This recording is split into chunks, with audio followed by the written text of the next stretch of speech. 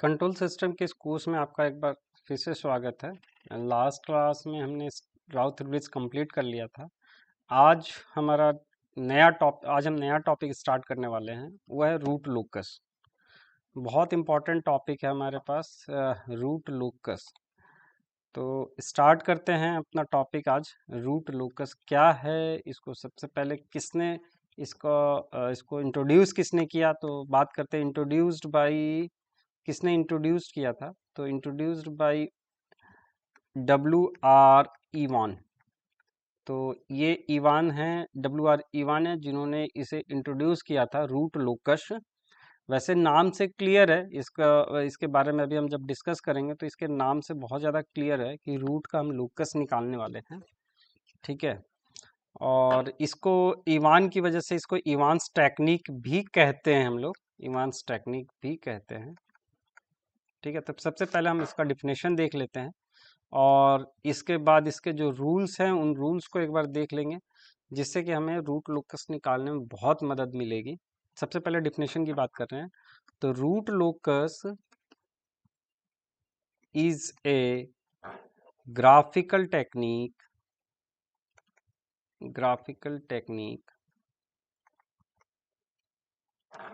that deals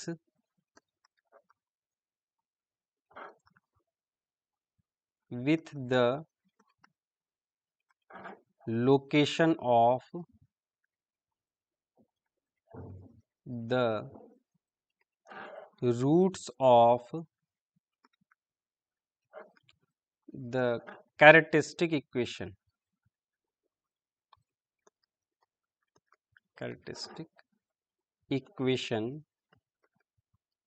as a function of one of the system parameter, that is gain, that is open loop gain basically.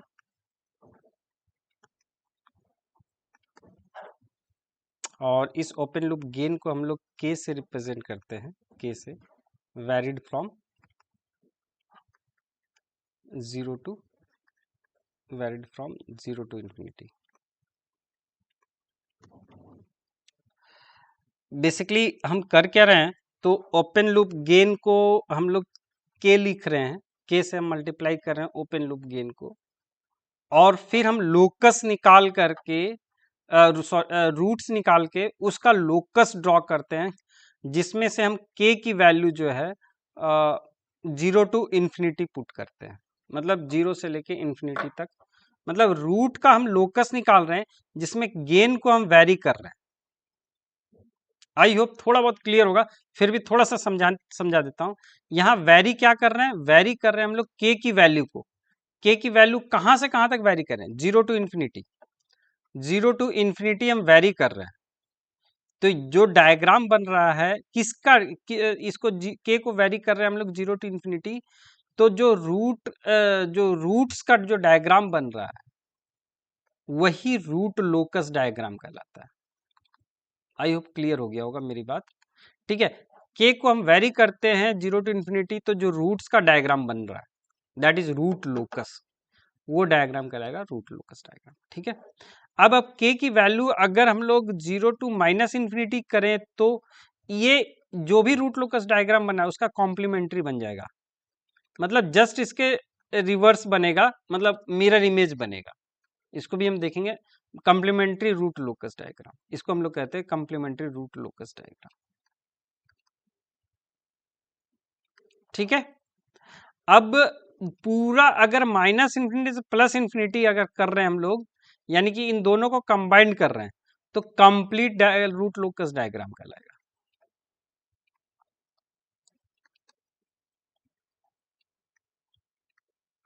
Okay, और जब हम लोग बस ये चीजें कंप्लीट हो गई, अब हम एक एग्जांपल लेके चल जाते हैं ताकि और क्लियर हो कि रूट लोकस डायग्राम बनता कैसे है। तो सबसे पहले तो हम लोगों ने open loop transfer function GSHS की बात कर लो।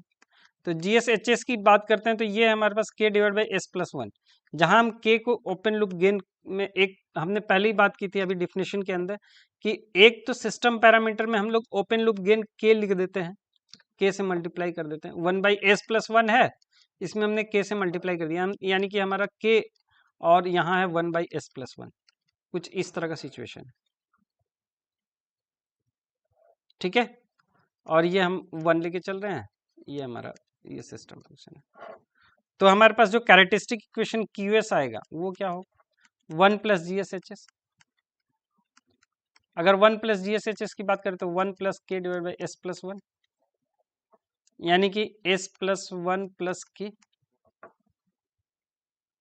दैट इज इक्वल टू 0, यानी कि s is equal to -1 + k, ठीक है। अब इस s की वैल्यू आ गई -1 + k। अब हम k की वैल्यू को वेरी करेंगे और हम इसके s की वैल्यू निकालेंगे। ये हमारे पास रूट्स है ना, यही तो s है, s को ही निकालना है ना हमें। तो s is equal to -1 + k, और इसको ड्रॉ करते चलेंगे, ठीक है।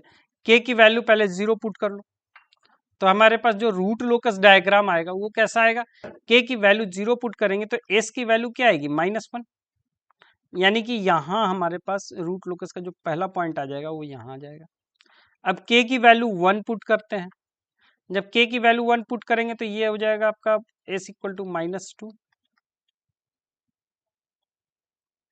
ठीक है। तो ये यहाँ ये हमें क्या मिला, s इक्वल टू -2 यहाँ मिला, ये -1 है, ये -2 है। k की वैल्यू 2 पुट करो, s इक्वल टू -3, यानी यहाँ कुछ मिलेगा। सो ऑन कहाँ तक, इन्फिनिटी तक, तो s की वैल्यू क्या मिलेगी, इन्फिनिटी मिलेगी। मतलब हमारे पास जो रूट लोकस है वो ये है, रेड में जो मैं शो कर रहा हूँ।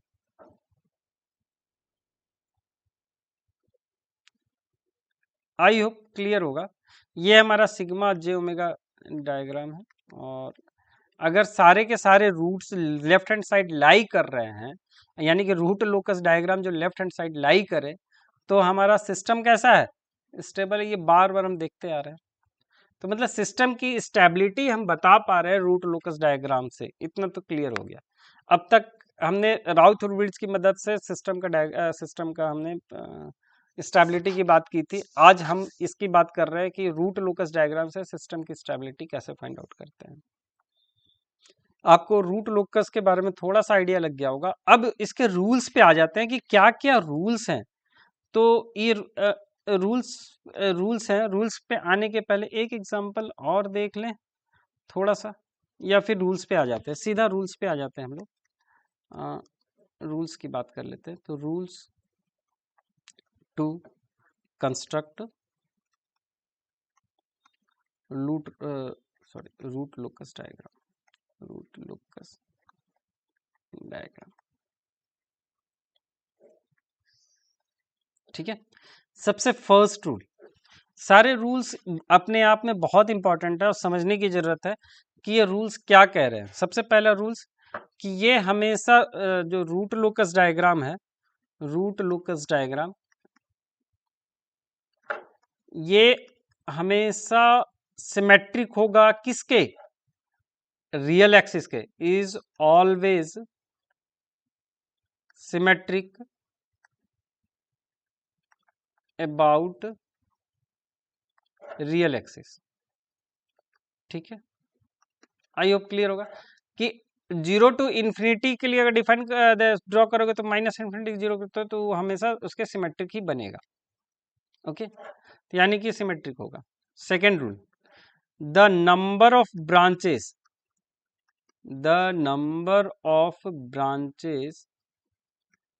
ऑफ रूट लोकस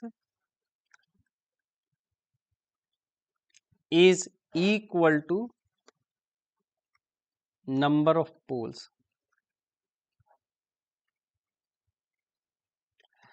ये बात तो क्लियर है कि जितने भी पोल्स होंगे उतने नंबर ऑफ ब्रांचेस निकलेंगे ही निकलेंगे, क्योंकि हर पोल से एक ब्रांच निकलेगा, ठीक है। हर एक पोल से एक ब्रांच निकलेगा, क्लियर है। और कहाँ जाके मिलेगा, तो जीरोस में। तो द ब्रांच, थर्ड रूल है, यही थर्ड रूल बताएगा, the branch of the root locus always starts from open loop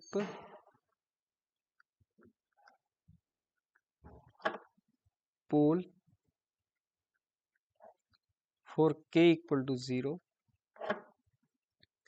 and ends either at open loop 0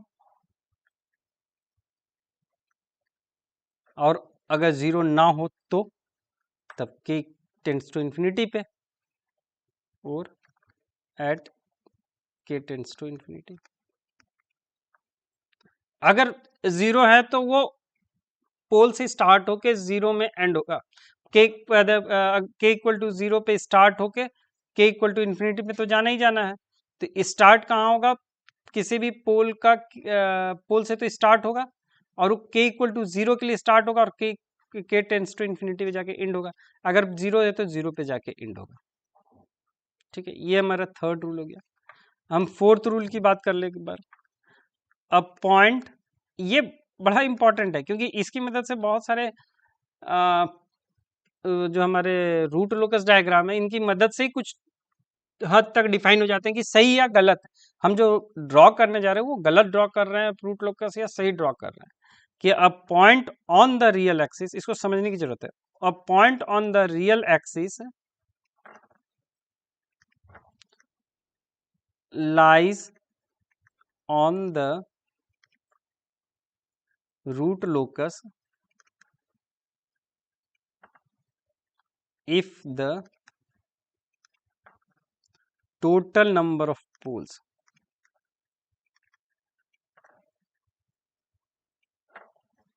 and zeros to the right of this point is odd। अब इसका क्या मतलब है? ये point on the real axis lies on the root locus. कोई भी point जो है वो रूट लोकस पे लाइक करेगा या नहीं करेगा वो किस बात पर डिपेंड कर रहा है कि total number of poles and zeros right side of poles जो होना चाहिए, total number of poles and zeros जो होना चाहिए वो उसके राइट साइड में जितने हैं वो ऑड हैं तभी होंगे। अच्छा, कैसे? मेरी बात थोड़ी समझने की बात है कि सपोज ये हमारे पास सिग्मा एस डोमेन है, सिग्मा जे ओमेगा, जहां हम रूट लोकस ड्रॉ कर रहे हैं। ठीक है, तो एक पोल है यहाँ, एक पोल है सपोज यहाँ। केवल हमें पोल पता है, रूट लोकस हम ड्रॉ किए ही नहीं है। केवल दो पोल हमें पता है कि ये दो पोल्स है। अब ये दो पोल्स हैं तो रूट लोकस किधर होगा? तो एक पॉइंट यहां पकड़ लो, एक पॉइंट यहां, इन दोनों के बीच में एक पॉइंट पकड़ लो, इन दोनों के बीच में एक पॉइंट पकड़ लो। अब इसके बाद देखो क्या नंबर ऑफ पोल्स और जीरोस कितने हैं?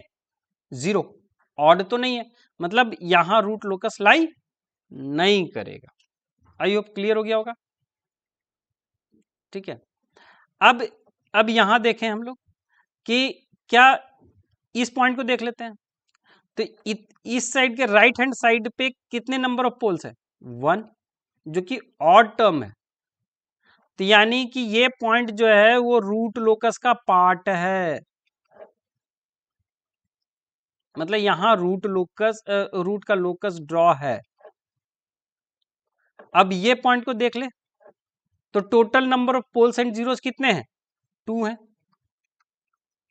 तो 2 हैं तो फिर साफ सी बात है कि जब 2 हैं तो ये ऑड है नहीं, मतलब यहां रूट लोकस एग्जिस्ट नहीं कर रहा, यानी कि रूट लोकस केवल इन दोनों के बीच में ही एग्जिस्ट कर रहा है।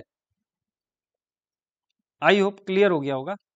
फिर एक एग्जांपल और ले लेते, एक दो एग्जांपल और ले लेते हैं जिससे और क्लियर होगा। सपोज सिचुएशन कुछ इस ढंग का है जिसके अंदर हमारे पास ये हमारे पास सिंगल पोल है। सपोज सिंगल पोल है, केवल सिंगल पोल है। अब रूट लोकस किधर होगा? इस पॉइंट को देख लेते हैं, इस पॉइंट को भी देख लेते हैं। इस पॉइंट के राइट हैंड साइड पे कितने नंबर जीरोस हैं? 0, यानी इधर लाई नहीं कर रहा। और इस पॉइंट के बिल्कुल है, एक पोल है। तो यानी कि ये जो है वो रूट लोकस का पार्ट है, मतलब रूट लोकस ये रहा, रूट लोकस डायग्राम। ठीक है, अब कुछ कुछ तो समझ में आ रहा है। अच्छा, एक चीज और है कि इस केस में ना थोड़ा सा मैं यहाँ अभी कंप्लीट नहीं किया हूँ, क्योंकि रूट लोकस है नहीं अभी जब शुरू होगा तो वो किसी ना किसी जीरो पे जाके मिलेगा। दो ब्रांच है तो दोनों ब्रांच, एक ऊपर जाएगी एक नीचे जाएगी, कुछ इस तरह से होगा, बट कहीं ना कहीं एंड तो करेगी।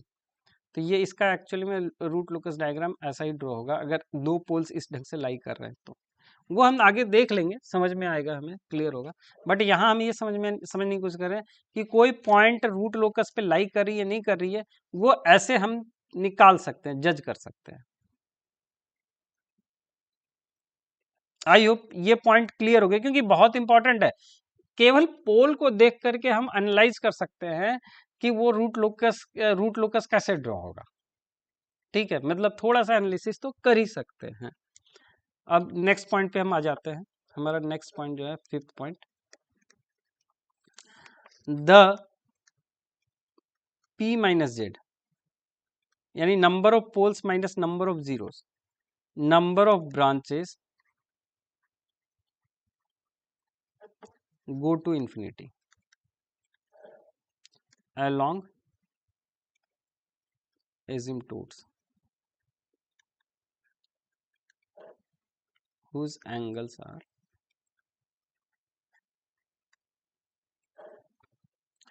phi a is equal to 2q plus 1 into 180 degree divided by p minus z।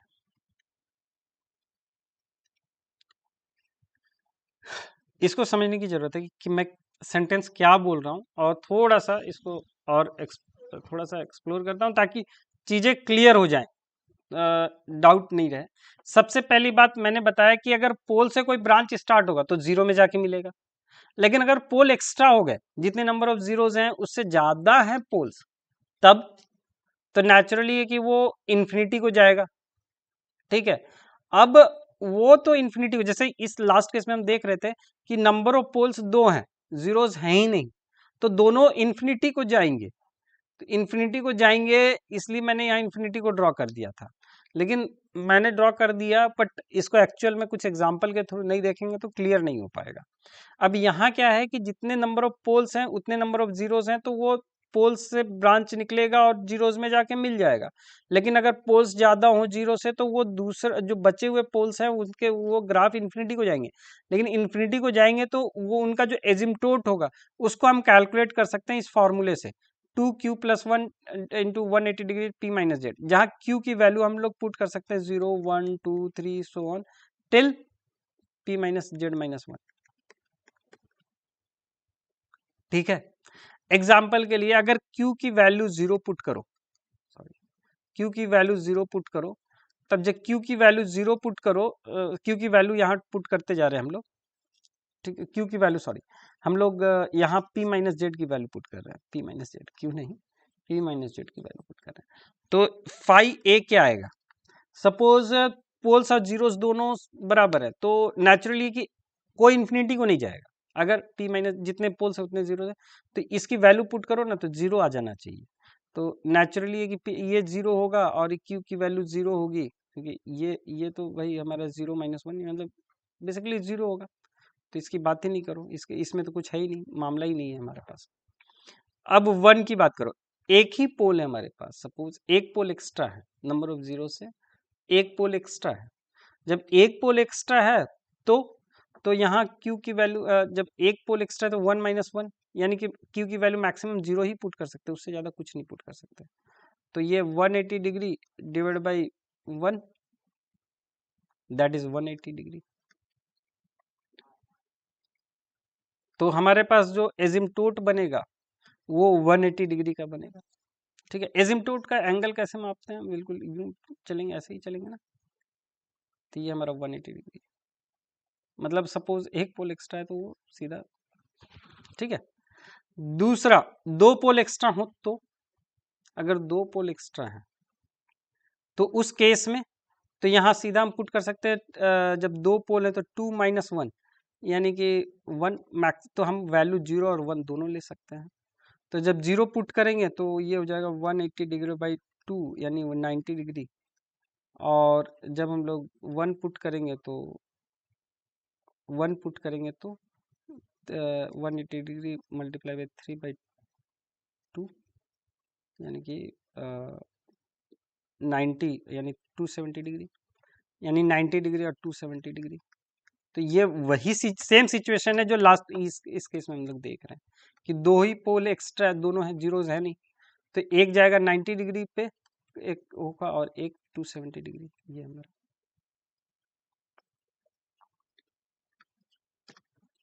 Clear है। अगर 3 है, 3 पोल एक्स्ट्रा है, तो इसको कैलकुलेट करो तो ये आएगा 60 डिग्री, 180 डिग्री और 300 डिग्री। 4 पोल एक्स्ट्रा है तो नेचुरली 45 डिग्री पे आएंगे सारे, 135 degree, 225 degree, 315 degree, so I hope ये 5th पॉइंट क्लियर हो गया होगा, इसमें कोई दिक्कत नहीं होगा। एक लास्ट पॉइंट बता के आज लेक्चर फिनिश करते हैं, फिर हम इसको कंटिन्यू करेंगे नेक्स्ट लेक्चर में। 6th पॉइंट जो है कि the point of intersection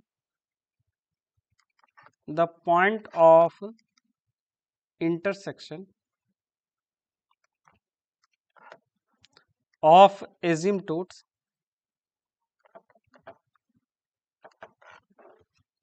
with the root locus, with the real axis known as centroid। अब सेंट्रॉइड क्या होता है इसके बारे में थोड़ा सा अभी और डिस्कस कर लेंगे। Centroid is given by sigma A, इसको रिप्रेजेंट करते हैं हम लोग सिग्मा ए से, that is equal sum of all real part of all poles minus sum of real part of all zeros divided by p minus z। तो ये क्या है एक्चुअल में, सेंट्रॉइड क्या होता है, जहां आपका जैसे जितने भी एजिम्टोट है वो रियल एक्सिस को कहां कट कर रहे हैं, the point of intersection of asymptote with the real axis, मतलब रियल एक्सिस में वो कहां कट कर रहे हैं एजिम्टोट, तो वो हमारा सेंट्रॉइड कहलाता है। जैसे इस केस में हमारा सेंट्रॉइड क्या है, 0, रियल एक्सिस को कट कर रहे हैं एट सिग्मा इक्वल टू 0 पे, तो ये इस फॉर्मूले से निकलता है। ठीक है, एग्जाम्पल में ज़्यादा क्लियर होगा कि ये सेंट्रॉइड कैसे निकलेगा। ठीक है, जब हम लोग एग्जाम्पल लेके चलेंगे तो हम सेंट्रॉइड की वैल्यू कैलकुलेट करके दिखाएंगे कि जहां हमारा सपोज हमारे पास यूं कुछ सिचुएशन हमारा बन रहा है, तो एजिम्टोट कहीं यहीं होगा यूं। ठीक है, वो हम देखेंगे। और इसी के साथ आज का लेक्चर यहीं फिनिश करें। नेक्स्ट हम और भी कई सारे पॉइंट्स हैं रूट लोकस ड्रॉ करने के लिए, लेकिन लंबा लेक्चर होने की वजह से हम आज इसको यहीं स्टॉप कर रहे हैं, और 7th पॉइंट के साथ हम नेक्स्ट लेक्चर में मिलेंगे। आज के लिए बस इतना ही। Thank you for watching.